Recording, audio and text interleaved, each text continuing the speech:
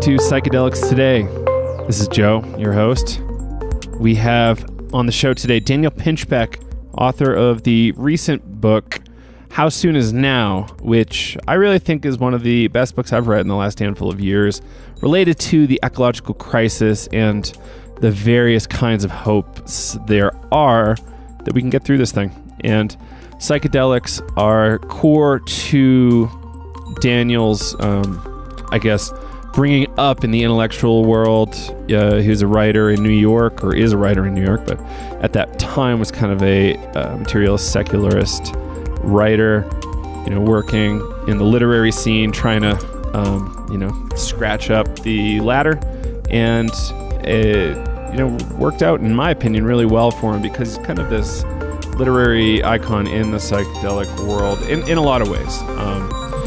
He was instrumental, along with a couple other folks, in forming Reality Sandwich and Evolver. I've spent a lot of time with Evolver, and near the later days I had to get out of there, but for the, just because it was a little draining coordinating events on my own all the time, but I really appreciate what I've learned from that in terms of coordinating events and marketing and building communities.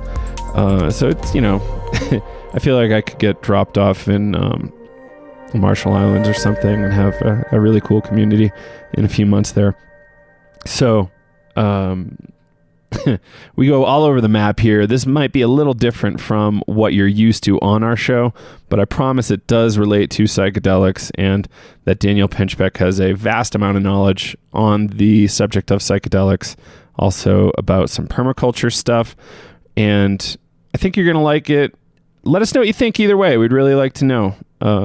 Contact us through our website, psychedelicstoday.com, or email us, psychedelicstodayemail@gmail.com. And I think that's good enough for the intro of Daniel. We have a lot of links in the show notes.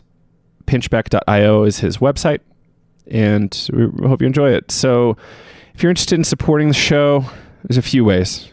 Number one, you could like us on Facebook or follow us on Twitter. You could also leave a review on iTunes. Only takes a few minutes.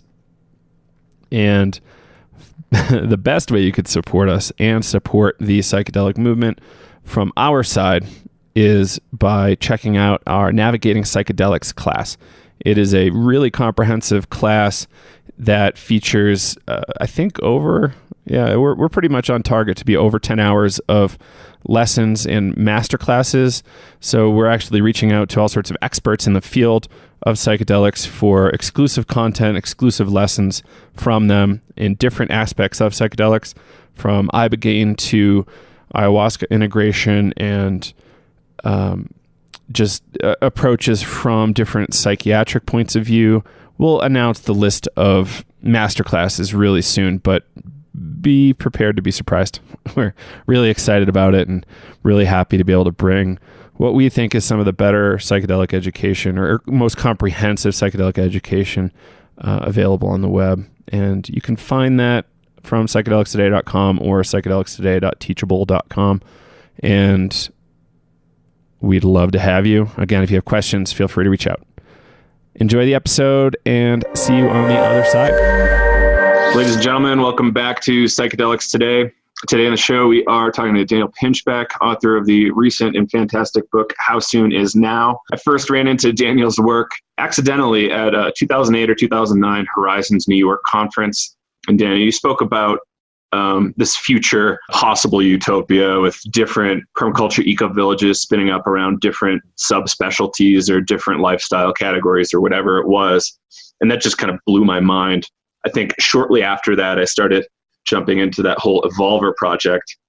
I think I got in kind of early, right after one of those early Atlanta meetings. Just was psyched on it and had a great time organizing for a while. And, the organization got a little strange for a bit, and then I bailed. It seems like you've been through a ton since then, doing a bunch of different books, Breaking Open the Head. Was Breaking Open the Head your first book? Yes. Cool. And that fantastic book, 2002. And yeah, for those who don't know, Daniel got paid, I think it was by the Village Voice, to go to Africa to look into Iboga and the Bwiti tradition. And Yeah, it was That actually for was Vibe. It was a hip hop magazine, Vibe. Vibe. Okay, fascinating. And that was like 2000-ish. But yeah, something like that. Yeah. Fascinating story, going from kind of atheist to just going, what the hell is happening out there? Let's figure this thing out. Really cool story. And, then you became kind of involved with the ayahuasca world. And you've always had this message about ecological collapse, the pressing issues around modernity, and how do we address these as a culture? It seems like part of the conversation has always been psychedelics need to be a part of it, at least to transition some people over to more conscious awareness and creativity around solving a lot of these problems, organizing in different ways, whatever it is. I don't know. So let's kind of jump into How Soon Is Now, or like how maybe psychedelics kind of pushed you towards that, writing that book. Was there any immediate impulse for How Soon Is Now, writing of it? Yeah, I'm just going back to sort of the whole history of my work, I guess, breaking open the head. I started writing in my late 20s. It came out when I was like 35. And I started as a secular materialist. And at that point in the media culture that I was part of, psychedelics were totally repressed and ridiculed. And, nobody thought that there was anything serious about the psychic experiences or, shamanism.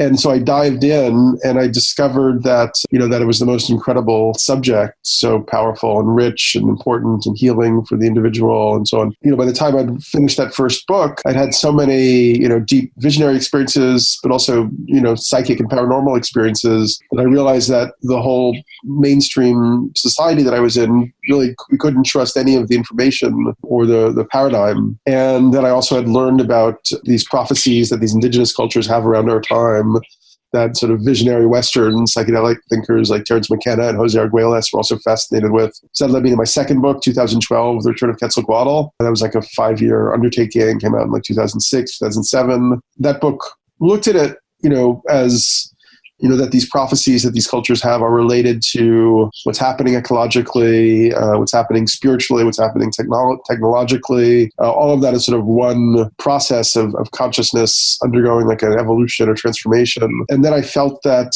finishing that book, that all made sense to me now, but I didn't really understand what would be the way that our society could actually change in a positive direction.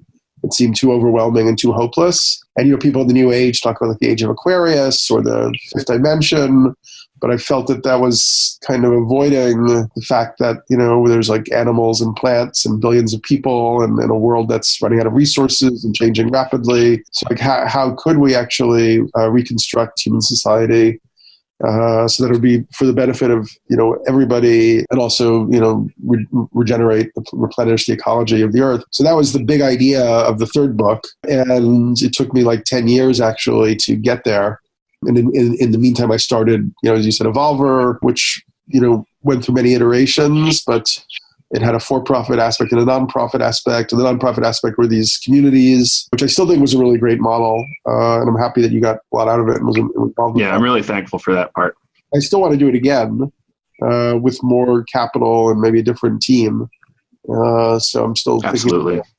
So then this book, but everything, has sort of began with kind of certain insights that I had, that many people have through psychedelics, which is kind of the artificial nature of our society, the kind of the way our technologies are kind of domination technologies rather than synergistic or symbiotic technologies. The sense that we're doing that the world could be much more amazing, and humans could be much more connected with each other and with the planet than they are now. Those have all been the inspirations that have led me. It's like a through line through all the work. Cool. And you had, I remember, so I've been following you on, social for a while, and you had this period where you started talking about I don't really want to call it NeoMarxist, but kind of like, iterations beyond what Marxism was. And like, how do we take communist thoughts like scientifically? Like, how do we like go beyond and move towards something that's, you know, more equitable, fair, less creepy than straight Marxism, and how that might tie into new communities or new ways of organizing. And I always thought that was fascinating. It was like challenging. I'm like, shit, I don't really want to go there. He probably has some good points. Could you speak a little bit about like those writers? I don't really want to call them the new left, but what do you? Sure. I mean, I think Marx is actually one of the most brilliant thinkers we've ever had. The way, you know, just as with psychedelics, there's been a sort of demonization and repression culturally. So like to talk about his ideas seriously, you know, gets you scoffed at in many areas. You know, I critique his ideas. You know, I explore them and critique them in the new book to a certain extent. I mean, the book is meant to be very approachable and readable. It's not meant to be like deeply academic. But, you know, part of Marx's idea was that, you know, the proletariat would be victorious. There would be what he called a dictatorship of the proletariat, and that would be the end of anything political. And one of the things I got into in the book was the work of Hannah Arendt, who was a political philosopher who basically felt that philosophy had made a mistake in rejecting politics, and that politics was actually a deeply human impulse and reality. And, you know, the word comes from polis, which was the Greek city-state, where the free people would come together to, you know, sort of negotiate and make decisions together. So we're inherently political beings. It's just that now, because the political structure that we have is so corrupt, we're so distanced from it, you know, most of us, that we don't even want to think about it. We just think about it with contempt or with disgust or whatever. So I liked her whole idea of rehabilitating the political. And I liked Marx's idea of, like an equitable, more equitable redistribution. I mean, I'm not totally anti-capitalist. I think that capitalism is obviously an evolutionary stage, and it's unleashed tremendous creative capacities. But to survive as a species and go forward, we now have to understand where it's failing us, and redesign some of the underlying aspects of our financial system. I mean, people are always going to want goods and services, you know, but those goods and services have to be provided in such a way that it doesn't lead to ecological and social destruction. So finding that balance is a crucial thing. And what else? That's some of it. I mean, the post-Marxist left includes people like Antonio Negri, who I wrote about in the book. I guess Slavoj Zizek is part of that. But Negri wrote a series of beautiful books with an American political philosopher, Michael Hart. One of them is called Multitude. And they kind of look at how Marx's idea of the proletariat overthrowing the financial class doesn't seem to be the way things are going. And actually now they sort of they try to sort of imagine or construct kind of a new revolutionary subject, which they call multitude. And so they make a distinction between multitude and empire. And they talk about how now that we've transitioned from material production and manufacturing that was so popular in Marx's time, there was the hegemonic form of production. Now it's immaterial production is the hegemonic form of production. And I found that to be very, very fascinating, because most people in our world are not making chairs and sewing machines anymore. We're making images and memes and social technologies and ways to, new ways to conduct effective, relationships, commercial relationships, Airbnb, Uber, Facebook. We have it's the era of the sort of platform where the wealth flows to those who figure out the platform on which exchanges are made.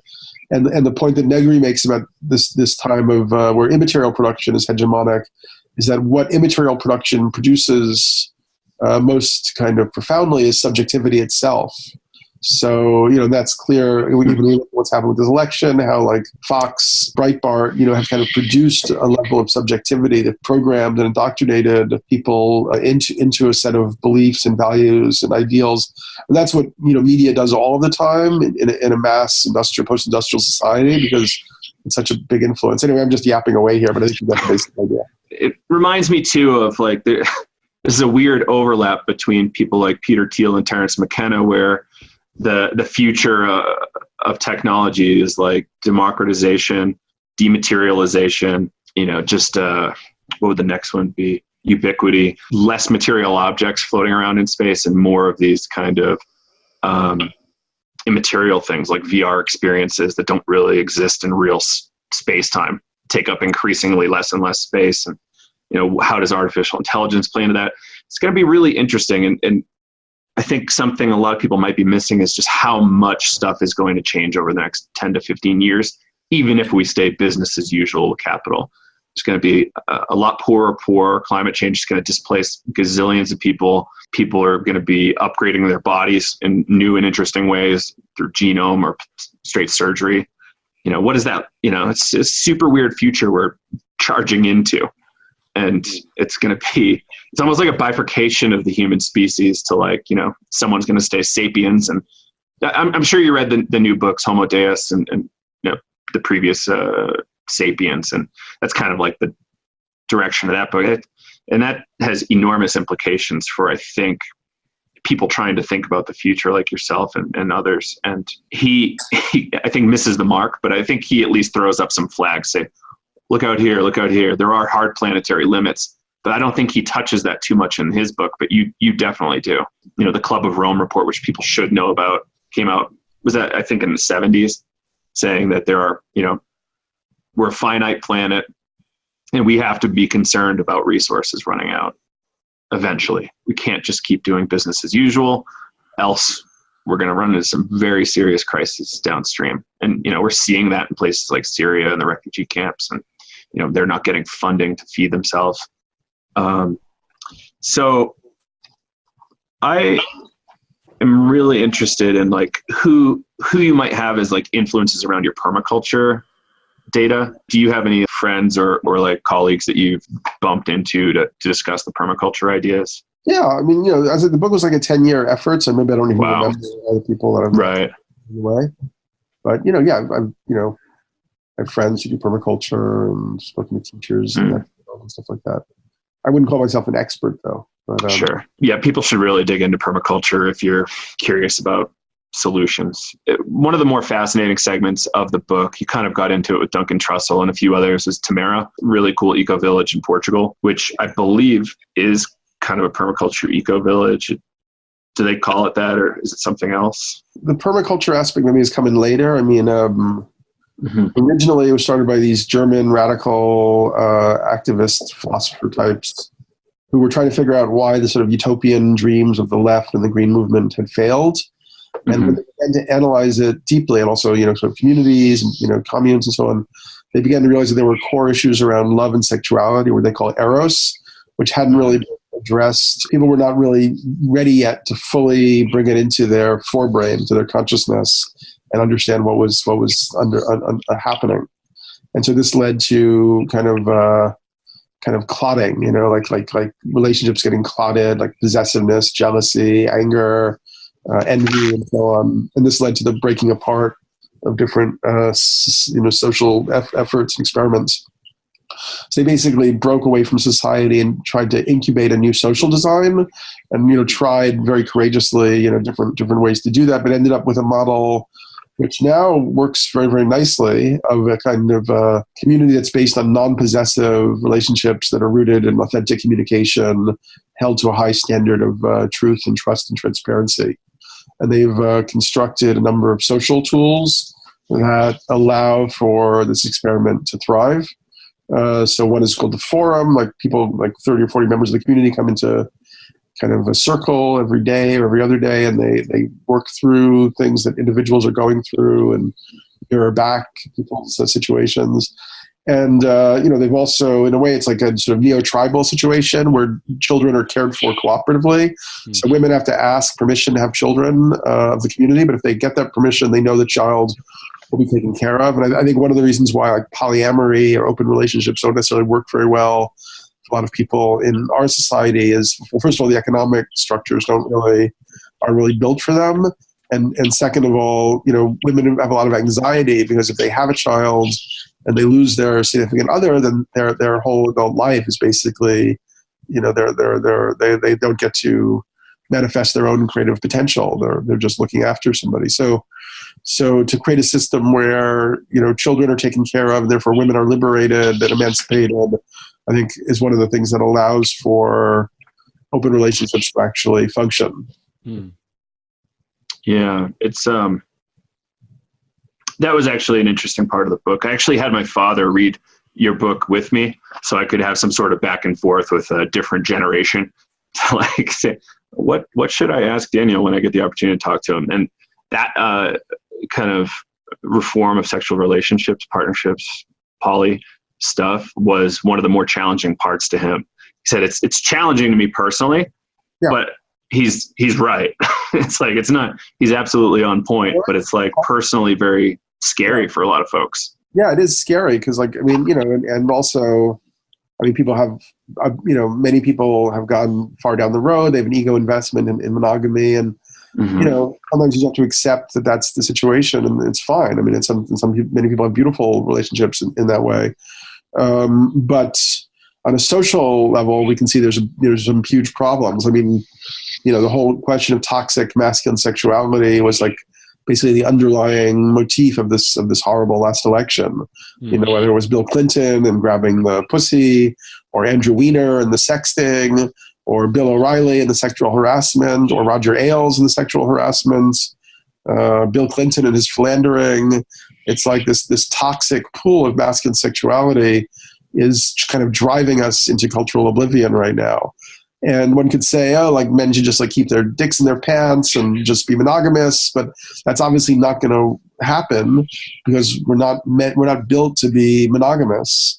And so if we don't construct, and not even women are, apparently, according to Sex at Dawn, but if we don't construct a social design that allows people's authentic natures to be expressed, then you end up with tremendous deformations. You end up with a global sex trade. You end up with all sorts of nightmares. So, bringing that up to consciousness so that we can understand and integrate it, and then recreate our social systems to support, people's authentic expressions of desire is something that's crucial, I think, for the survival of the species. And Tamara really sees itself as a peace research center first, but they believe that we'll never have peace on Earth until we have peace in love and peace between the genders. I think it's a very important, and I agree, it's a very challenging area. You actually just posted a fundraising effort from them. Could you mention what that is? Yeah, they're bringing a bunch of, they're always trying to do different seminars and conferences, but they're bringing a bunch of indigenous kind of leaders to Tamara over the summer in August for some type of conference. Cool. We'll post a link for that. Yeah, this whole thing about relationships and sex, it seems like it's just a very societal thing to change that. I was thinking when you were talking about these kind of maybe more tribal. There was a Mayan shaman who spoke about how the women in the culture, in the particular tribe that he was living in, the child would suck the breast of every woman, and then the mother would be last. So that child has, all the mothers in the community to take care of them. It's well, yeah, if we were to move forward with this, you kind of have that backlash of the communes in the 60s, that didn't work out. How would you even go about starting a new kind of cultural thing about that? Seems difficult. Yeah, well, it is starting. It's happening already. That argument that I used to get a lot is about the communes were a failed experiment, free love was a failed experiment, psychedelics were a failed experiment. Well, yeah, that's the nature of experiments. When you start experiments, they usually fail. The first time, you try to create something new, the lab blows up. The second time, you create something, but it walks for a few feet, then collapses. So yeah, this is an ongoing experiment, and there's a legacy of efforts. And Tamara does seem to me like the best model. I don't think personally I would want to live there. It's such a refined kind of frequency. I want to spend more time there. But I've seen people now taking those practices to Canada, to towns in Canada, and that inspiration is moving around. And, more and more adults that I know of who maybe are part of the extended Burning Man family are becoming, non-monogamous, but trying to bring a lot of consciousness and attention to bear on it. So it's an ongoing, and then even the New York Times had an article on open marriages like a month ago. So there is a cultural conversation that's starting to happen, and it just needs to keep growing. Yeah, there's this book, I think it was called We Are Gods. It was about the communes in the 60s up in Vermont. But, some of the feedback with those folks was that there was no structure back then. It was almost like this new process, and it was all exciting, but there's no structure to contain it. And I think you are right. It's an experiment. So what did you learn from there? And then how could you make it a little bit better? Maybe structure is good for some of these communities. Yeah. And also, I guess trying to figure out, just strip away the social conditioning and the social programming, and understanding, aspects of masculine and feminine nature that are really deep. So I haven't read your book. I know Joe has, and I've listened to a few podcasts that you were talking about your book. So I know that a little bit about it, but for, the folks that are listening to this, could you just give what was your overall message for writing the book, and what kind of stuff did you get into? Yeah, I guess there's two, major kind of, ideas or themes. One is that, people are so scared to think about what's happening ecologically that they just prefer to avoid it and be totally distracted. But I suggest that for those, for those people who are ready, we can actually say, okay, we're in this circumstance, rather than hiding from it, let's see it as a rite of passage, as an initiation, as a mission, kind of like, Mission Impossible or Avatar or something. And then actually enjoy it, because it's an incredible challenge and opportunity for spiritual personal growth, for collective development, even if we, have to make less money or something and put our energy in something different for a while. And then secondly, this idea that as a result of this initiation that we're going through collectively, which is unavoidable, I would say we're going to transition from the current sort of hyper-individual paradigm, hyper-consumerist paradigm, to one where we become aware of ourselves as kind of aspects or cells of a planetary superorganism that comprises humanity in a symbiotic relationship with the Earth as a whole system. Mm-hmm. And ultimately, if humanity is going to thrive on the planet, we're going to redesign our government systems, economic systems, technological systems, so that they mesh harmonically with the planet as a whole.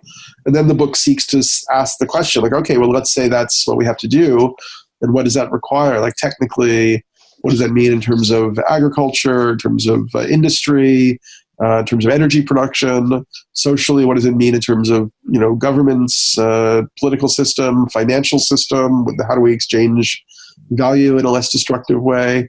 And then what does that mean in terms of our state of consciousness, which is, our habits, behavior patterns are, very much kind of imprinted upon us by society, by the media.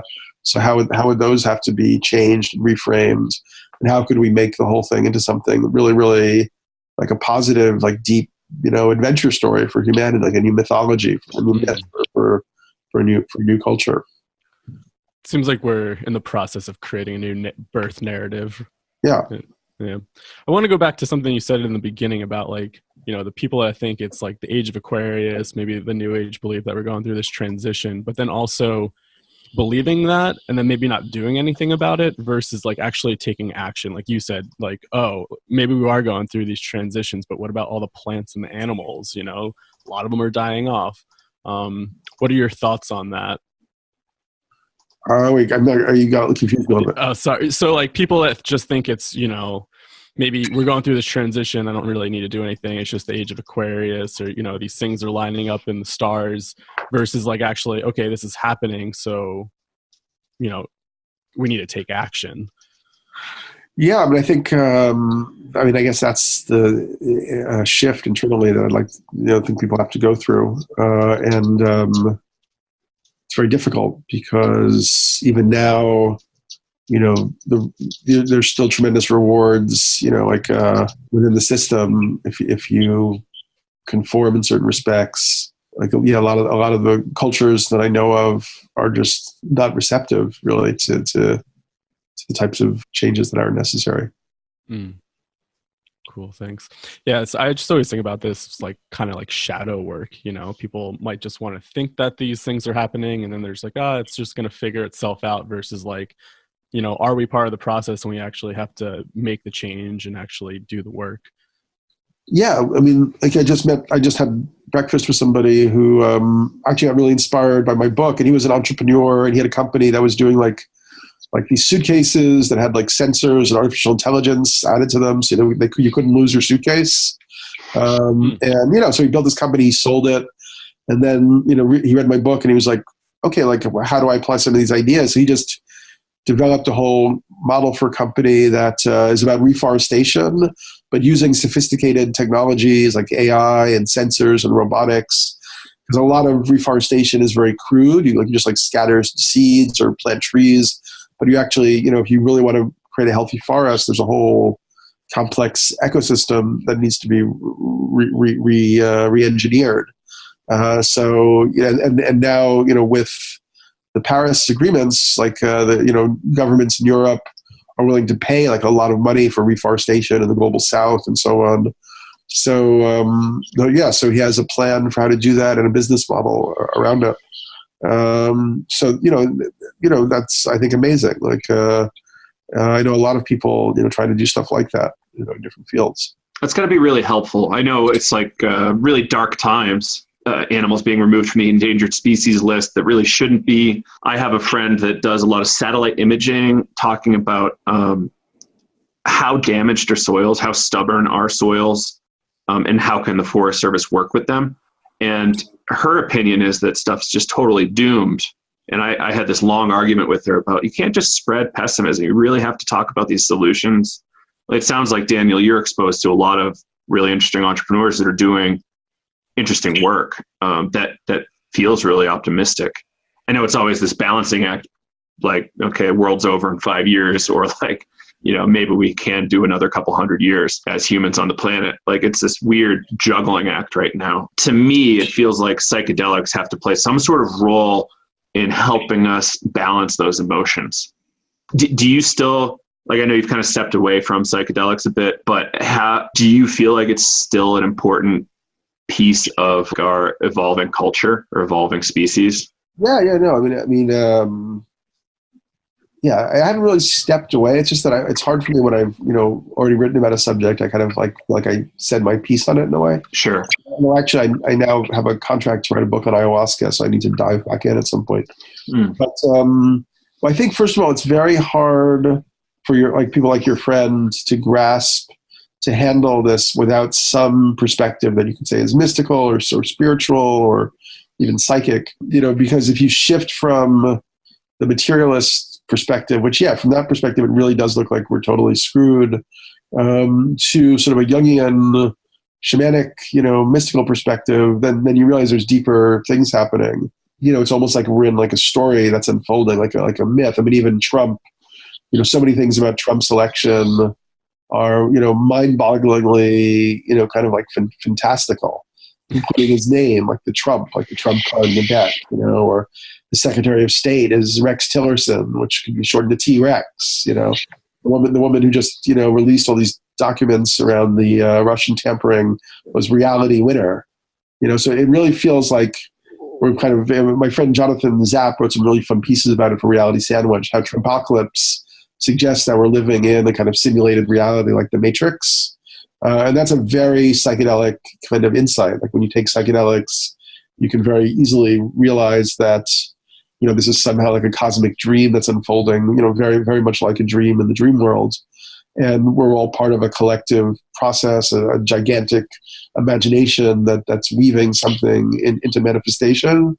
And I think that gives you a bit more hope, or even a lot more hope, and grounds for optimism, because if this creative imagination that we're all expressions of has brought us to this level of complexity and nuance and sophistication, it's probably not just going to like wipe us out in a second and blow us up on the rocks. It's not really a very good story. I mean, a better story would be that like we figure it out, like we break through, we grow into something different, we get into contact with our extraterrestrial brethren, that this whole thing that we're in is just almost like a prelude to something that could be really, really incredible.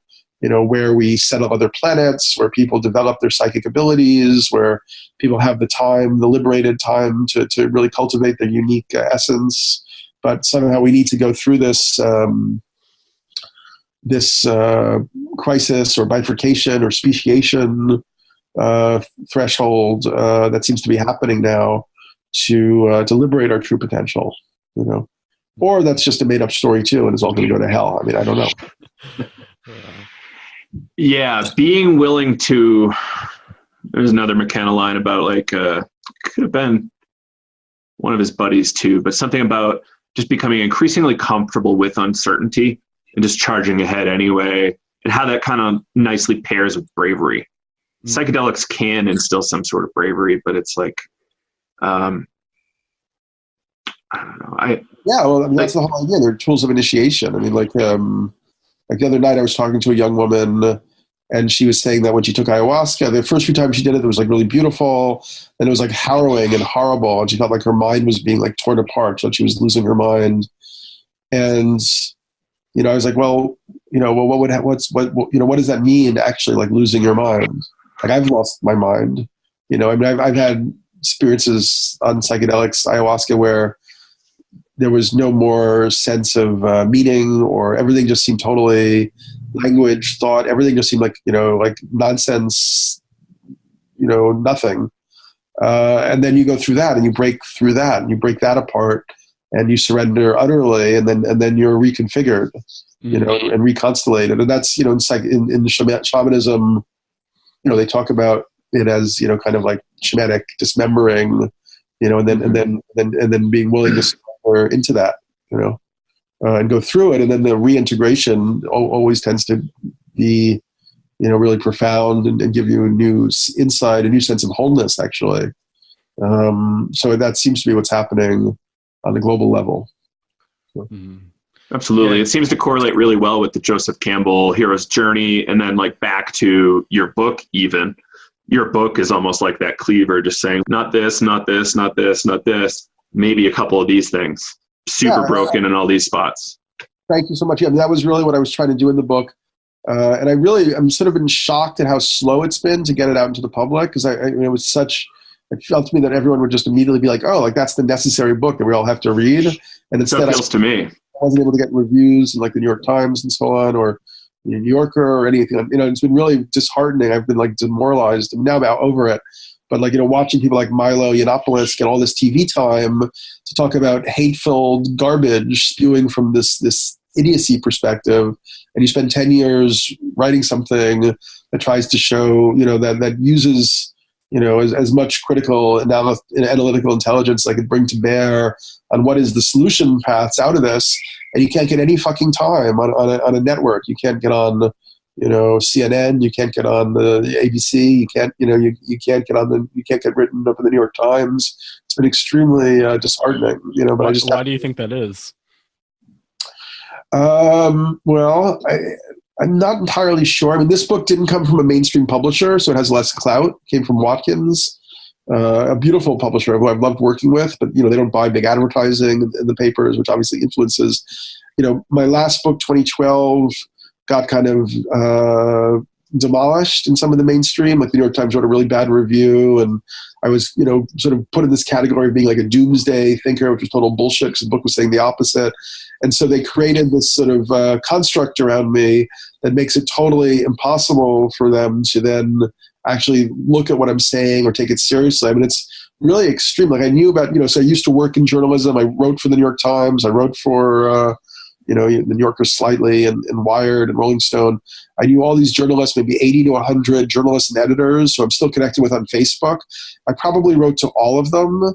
I begged them to just, I said, look, I've worked on this for 10 years. Could you just give it like 3 hours of your time? Sent them the fucking galleys, wrote them again really nicely, sent them the fucking book. Basically, not one of them has done anything. And it's just been like a total shutdown situation. So I think, first of all, for them to recognize that the system that they're in, that they've invested their life energy into, is a bunch of bullshit, is too hard for them. And secondly, to take the time to think about, a path out of it is something that's just beyond them. I don't know what else it could be. Right. Yeah, that's what I was going to ask. Is it like too controversial or just too much for people to deal with? Because it just seems like there's just a lot of garbage out there nowadays, and a lot of meaningful people with a lot of like great ideas. It seems like it just gets lost, and just the bullshit reality stuff is like heightened and tossed out there, and people love it. It's like, I don't know. I mean, there's also a lot of intelligence that's not meshed with wisdom, so like, there's a lot of, a film review in the New Yorker can be written brilliantly, critiquing some Hollywood film or whatever. But, that's, Peter Russell's work.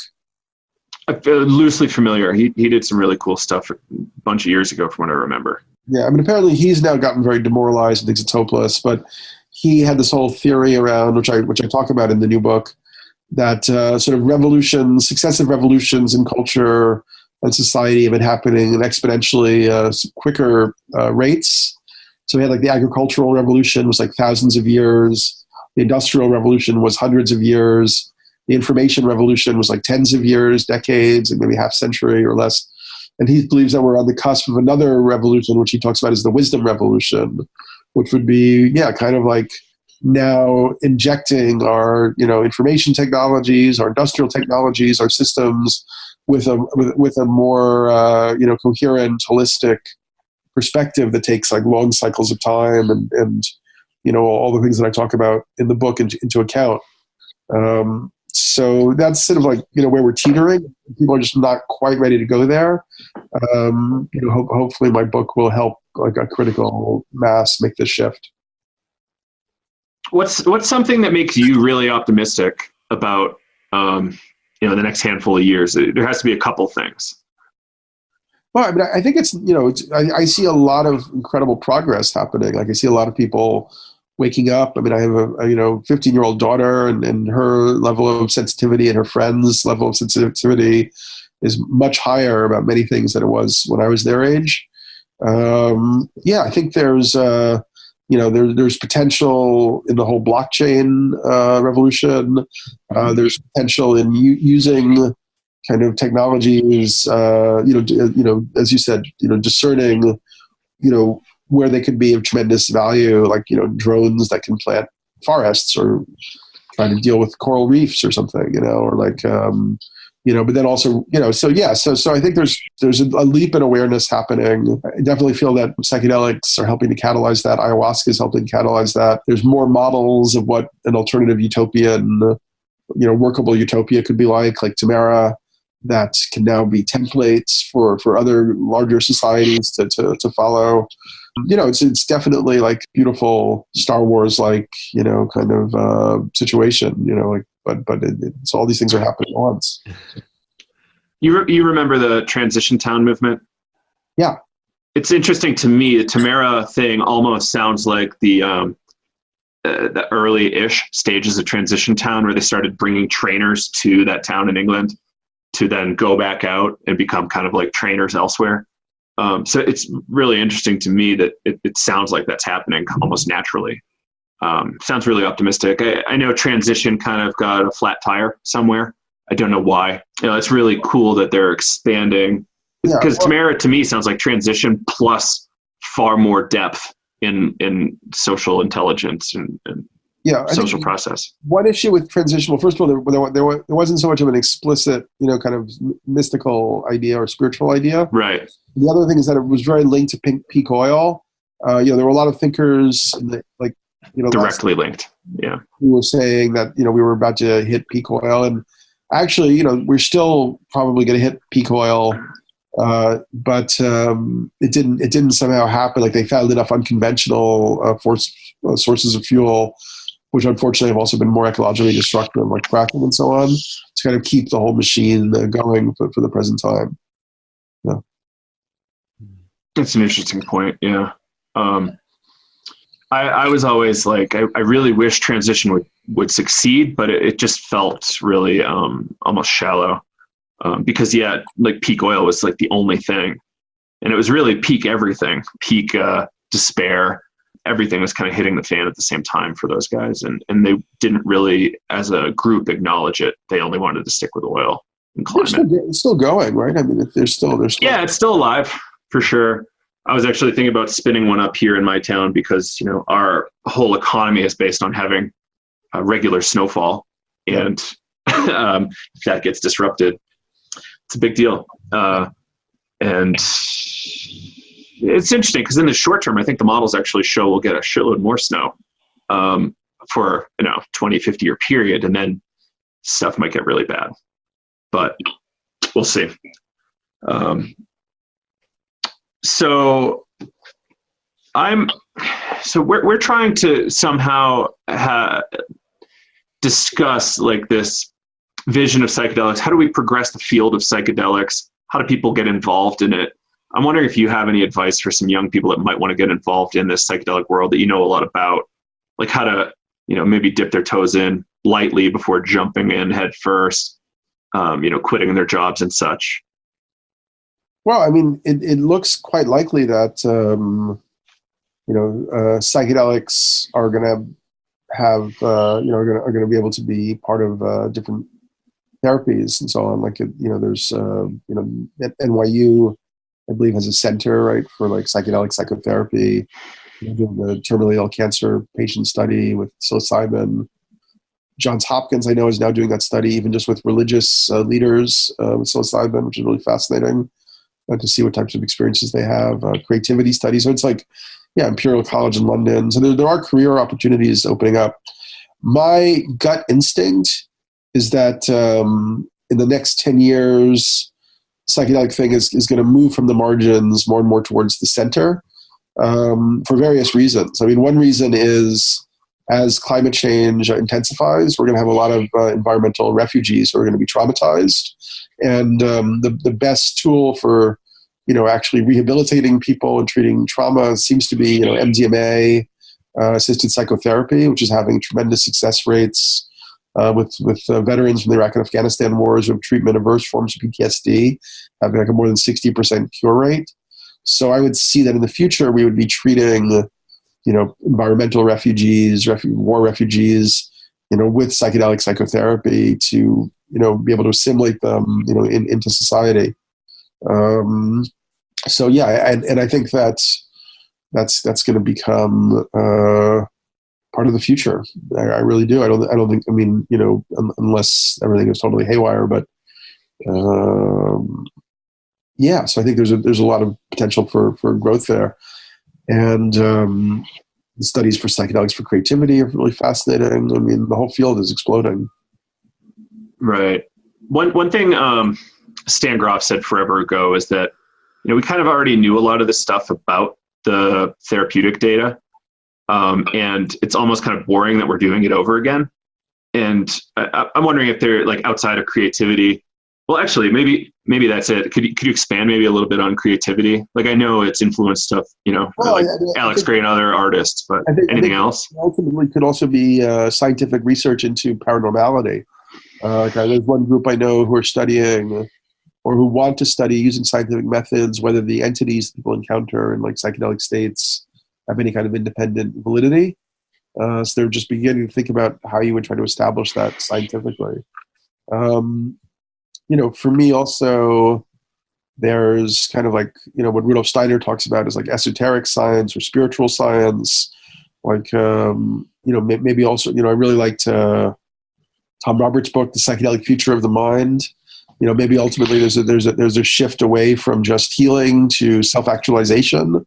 And, whether you can use psychedelics and maybe even, technologies for like, brainwave entrainment or who knows what, electromagnetic stimulation to help people, really massively move through different states of consciousness in a very precise way. I think that could be really fascinating. Could you unpack the Steiner thing a little bit? I know you've talked about it on other shows, and I think you mentioned it here or there in the book. But like, what is it specifically about the Steiner work that interests you? He's kind of like a natural mystic in a sense. But I'm like, was he talking about personal growth and artistic expression? And or what might I be missing there? Oh gosh, I mean that's a huge area. I mean, I read the biography by Gary Lockman, and I didn't totally get the Steiner spirituality. Like I wanted to. I was like this close, but I just didn't really catch it. Like I've studied a lot of the esoteric work from other traditions like Golden Dawn Crowley stuff, but like I didn't really see how it related to like what Steiner was talking about in terms of personal development or anything like that. I mean, there's so many different avenues to discuss there, but I mean, I guess, Steiner, as you said, he was a visionary. Like when he was a kid, he could kind of see into these astral dimensions really easily. He realized that people around him didn't have that capacity. So he got a doctorate in philosophy. He waited until he was like 40 years old to start discussing his own research. And he was part of the the Theosophy movement for a while. And then he broke off and started Anthroposophy, however you say it. Yep. But anyway, but both Theosophy and Anthroposophy were kind of new kind of integrations of Western and Eastern ideas, mystical precepts. And so it's like, for him, like he's sort of an esoteric Christian. He sees, Christ's existence as a crucial world event that came when sort of the material world had crystallized, the ego had crystallized to a point where it required like a new spiritual impulse. And so that was like the drop of this new seed of a new impulse into humanity. He talks about these supersensible perception, supersensible organs of cognition, that we have higher order possibilities of our thinking processes.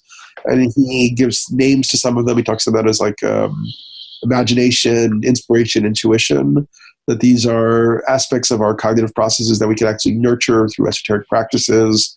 He created a whole series of, practices. I mean, I don't really do his practices, but I think about him all the time. He also said that the mission of his life on Earth was to bring the knowledge of reincarnation back to the West. That not only do people incarnate again and again, as like Tibetan Buddhism talks about or something, but that also the planet itself incarnates again and again, and that each incarnation is like a new level of consciousness that affects like all classes of living things and so on. And it's just endlessly fascinating and mysterious and quixotic and really like fits totally in with experiences, particularly that I had on ayahuasca and DMT, that I really, felt that he was the best interpretive grid that I found. But, with any interpretive grid, I mean, people have a tendency to become believers in something, and it's more recognizing that like there are these different occult kind of overlays, whether it's Golden Dawn or Crowley or Jung or whatever.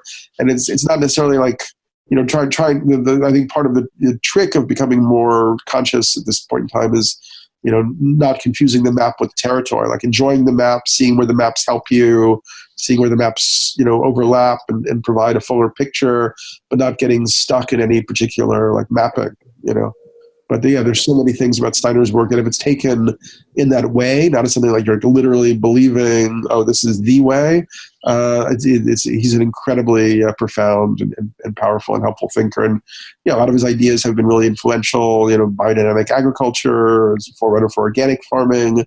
The Waldorf schools have become the largest independent education movement in the West.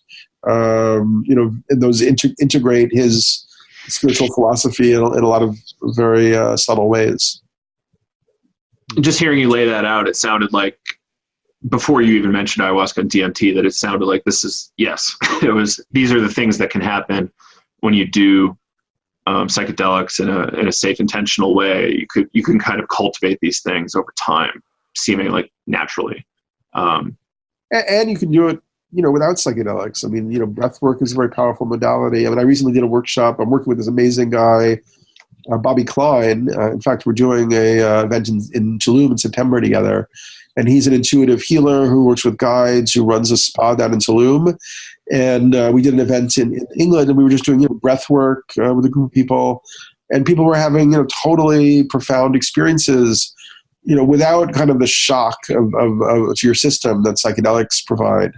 And I think in the future, we're actually going to see a lot more focus on not just psychedelics, but all these different modalities that maybe are a little bit subtle, a little easier on the system, that can move people through different altered states of consciousness. And, as Rilke said, don't drink wine, become intoxication. Once you've, integrated the psychedelic experience, you don't necessarily have to keep going back all the time and doing it and doing it and doing it. It should become something that you recognize you're part of all the time in a way. Yeah. What would you say to those folks that would say you need to keep going back to do it? Because I know there's definitely some folks that want to keep going back and doing the work, and their stories. I think it becomes a little bit like another form of consumerism or spiritual materialism. I mean, if you're doing it, because you're becoming a shaman, or just because you have a deep inclination to explore those subtle realms. But there are also dangers to psychedelics that we don't even have ways of thinking about yet. They can definitely impact the subtle body, and you can feel a lot of people who do too many psychedelics. They're a little bit like ruptured somehow. Mm-hmm. Something a little bit broken in their mechanism, and yet there's also you can feel the difference in sort of fields between psychedelic and non-psychedelic people, and psychedelic people definitely have a wisdom that they've gained, or a curiosity or something, a spark, but it's these things are complicated. I hung out recently with this guy, Christopher, what's his last name? He wrote a book called Dark Night, Early Dawn. Christopher Bach. Yeah. And he, went through very profound, he put himself on high dose LSD week after week, but was really doing it, I think, almost like a journey, like a soul journey, for the collective, to collect information, to write about it, and I think he's in a very, I felt like I was meeting somebody at a very evolved spiritual state. In fact, you guys should have him on the show. He's got a new book coming out. Awesome. But a lot of people, I think, when they just keep doing the psychedelics, they're not really, they're just treading water. They're even losing ground. And so you have to really just evaluate, is this, is my life getting better? Are my relationships getting better? And I've made mistakes also. I found some psychedelics began to have negative effects on my character. They can feed people's kind of megalomania. They can make you feel a little bit indifferent to different things happening in the world. Anyway, it's very subtle. They're very complex tools, and they should be also approached with caution and respect. Yeah, would you mind sharing some of those negative effects? I'm sure some people are probably interested to hear what some of those negative effects are. I did discuss that in the book. I mean, I felt that they made me LSD made me a little bit more impulsive and sort of quick to anger and reactive over time. I think in a way it inflames maybe the shadow aspects of my psyche around sexuality too. So I approach with more caution now. Yeah, cool. Thanks. Yeah, something we didn't really share, Daniel, was that Kyle and I are kind of longtime holotropic breathwork people. So we've spent a lot of time in breathwork, and that's part of our mission here, is to bring breathwork to the psychedelic conversation, because I think it's really missing. And it's good to hear that you're kind of chatting about that with some. The guy in Tulum sounds like a really interesting dude, a clinical psychiatrist. I pulled him up. Bobby Klein, was it? He's fabulous, yeah. Does he have a particular method that he works in? Does he have a particular? I mean, he did a breath work. I've done a few breath works with him, and it's not exactly the holotropic method, but it's his own modification of it. Cool. Was it 3 hours ish? Wasn't that long? Okay. Yeah, cool. Maybe an hour and a half. Interesting. Cool. So we're coming up on the end of the time to record here. I know you have a podcast. How Soon Is Now podcast. Are you still doing episodes there? Yeah, for sure. Cool. And what kind of folks are you chatting with on there? Who have I spoken to? I did one with Marianne Williamson, did one with Charles Eisenstein, did one with different lesser known people who I consider to have great ideas or significant approaches. a friend of mine, Alnor Lada, who runs a economic sort of think tank and nonprofit called therules.org. Just all sorts of different interesting characters. Yeah. Cool. I'll have to check it out since I like the book so much. I'll have to take in. Any kind of messages you want to leave the listeners with? I hope that they will be inspired to buy the book for themselves, because I think it'll be really of value to them. Yeah, I'm probably going to start gifting it to some folks just because I know the message does need to get out there for sure. Kyle, any closing things on your end? No, I'd like to say thanks for your time, and I feel like I could probably talk about this stuff for hours with you. You're really interesting, and yeah, thanks for your time. Thanks, guys. Appreciate it. Appreciate it. There you have it. Psychedelics Today, Daniel Pinchbeck. I've been really excited about talking to him for a while since reading the book. I read it over the winter and really couldn't stop thinking about the various things he raised there. There's so many different things that can make us feel more hopeful, psychedelics being one of them, but there's all sorts of non-drug stuff like breathwork yoga, all this stuff, permaculture, and social process technologies like they're developing at Tamara in Portugal. There's plenty of other people going at it too. The internet's made so much possible, so much change possible, and people are really excited about it. And I'm really excited about it. I am hopeful. I do think we need to work, and it's okay to be afraid about the ecological collapse, but we need to use that fear for action. It's kind of fuel to get involved in all of these things.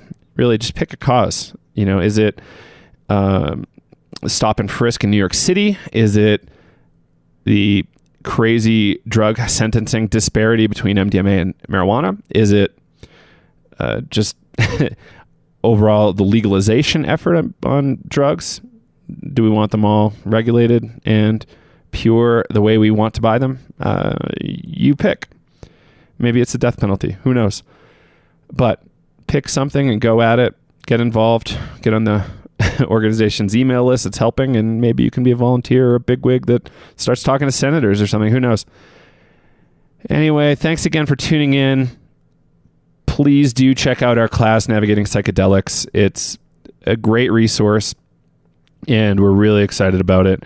We launch it on August 8th, and you'll be hearing a lot more about it on the show, and we think it's probably the best way that you can currently support the show.